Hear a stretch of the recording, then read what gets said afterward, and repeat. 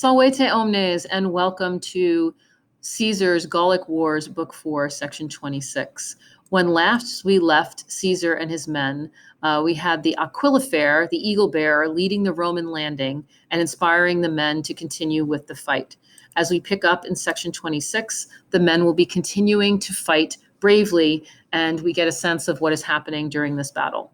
So let's start off with our first sentence. Pugnatum est ab utrisque acrater. In this case, we have pugnatum est, which is looks like a passive verb, and it is. And often in Latin, you'll have these impersonal passives. This literally translates as it was fought fiercely on both sides. But you can flip this translation and just say even the fighting was fierce on both sides.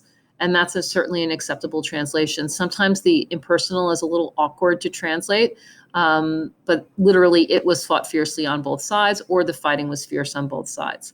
Now we have our favorite word, nostri, which in Latin means our, and because it is the nominative masculine plural, we can translate it as our men.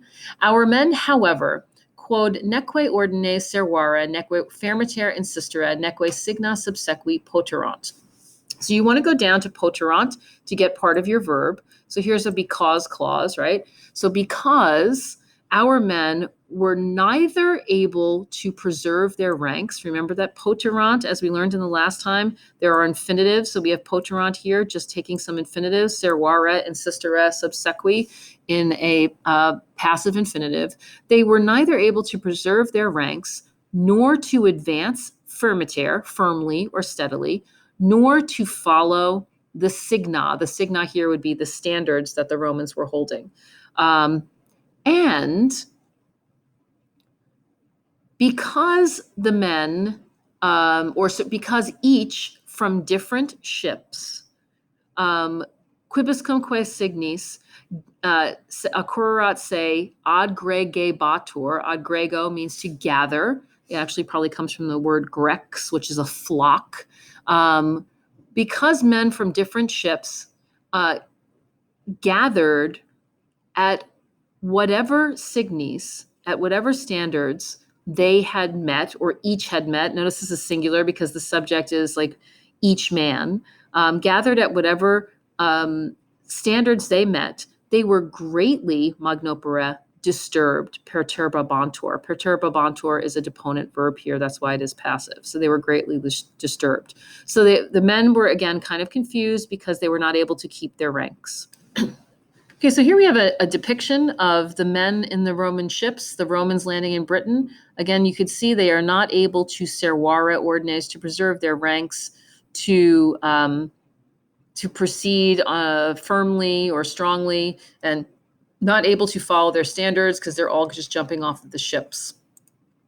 Okay, so continuing on, we're going to look at the enemy's perspective. So the enemy, hostes, vero notis omnibus vadiis, ubi ex litores. I notice I'm changing this a little bit. I'm going to change make this an ablative absolute. There's probably some distinction in the notes that there's a change here. So I'm going to make this notis omnibus vadiis, ubi ex litere aliquos signulares ex navi egredientes conspexerant, incitatis equis impeditos adorie bantur, plures paucos circumsistebant.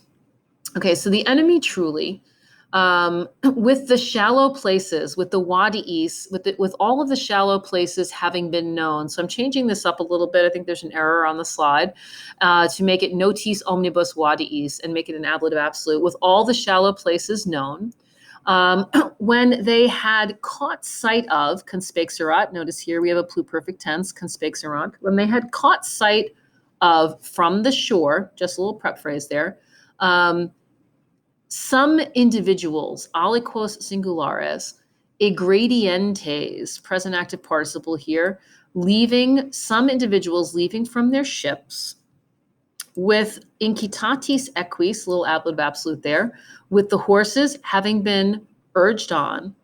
They surrounded the impeded men. Remember, our greens here are the accusative. They surrounded the impeded men, the burdened men, they attack the burdened men, the surrounding later. And several of the enemies, understood, surrounded, there's your verb, a few. Several surrounded a few. Okay. As we continue on, others, meaning others of the enemy, there's your subject, from oblatere aperto, from the open side.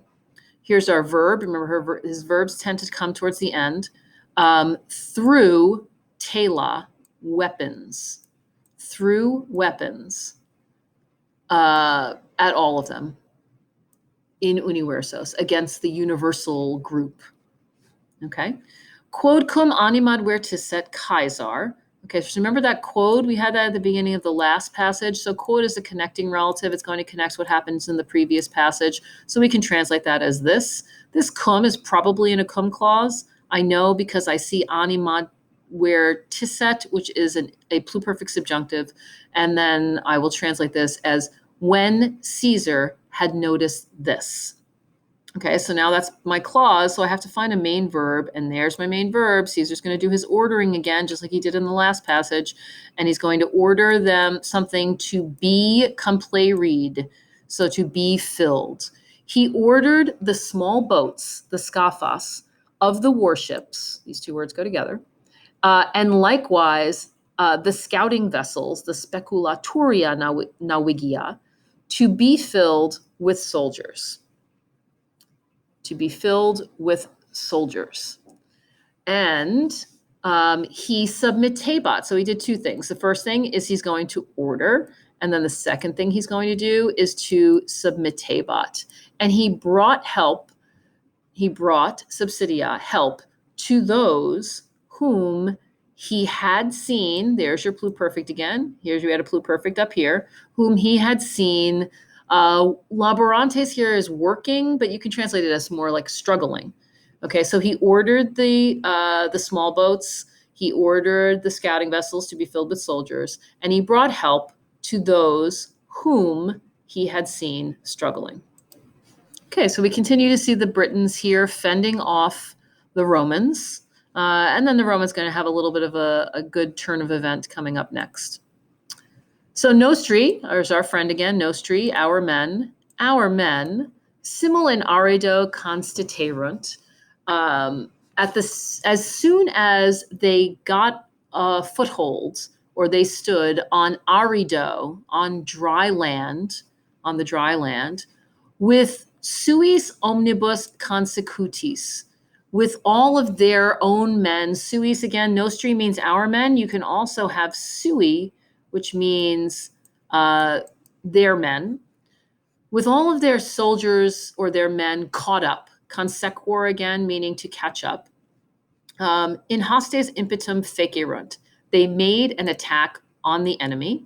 So again, our men is the subject, and our verb is going to be here to make an attack. They made an attack on our enemy as soon as they got everybody together. And they dederunt eos. Literally, dedo means to give, dederunt, and we're going to say put to flight, and they put them in fugam, to flight. Neque longius prosequi poterunt. They were not able to, okay, remember possum takes an infinitive. Here we have an infinitive of a deponent verb, prosequi, all compounds of sequor, to follow. They were not able to follow longius, too far, or farther. This word is the comparative adverb. If I can write comparative here. So the comparative adverb. They were not able to follow farther because the equites, the cavalry, cursum tenere, and we're going to go down here again, had not been able to hold the course, again, to be able to do something, had not been able to hold the course, and they were not able, there's the noun, and they were not able to capere insulam, to reach the island, or literally to seize the island, but we could say reach, because the horsemen, the cavalry, had not been able to hold their course and to reach the island. Hoc unum ad pristinam fortunam Caesare defuit. Hoc unum, this one, and we're going to translate this as this one thing. This one thing was lacking. Defuit, de sum in Latin means to lack, was lacking to Caesar. This one thing was lacking to Caesar with regard to his previous good fortune. Again, you have to kind of translate this a little bit more loosely in comparison to his previous good fortune. So this one thing, defuit, was lacking to Caesar with regard to his previous good fortune. Okay, I hope you enjoyed section 4.26 of Caesar's Gallic Wars. Walete, and see you next time.